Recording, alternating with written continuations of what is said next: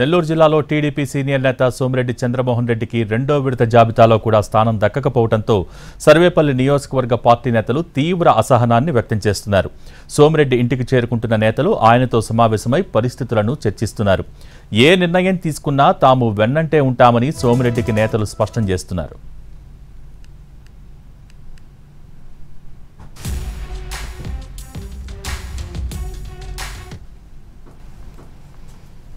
అంటే అది యొక్క పరిణామాలు అది వేరు. ఈ రోజు అయితే జరుగుతున్నటువంటి పరిణామాలు వేరు.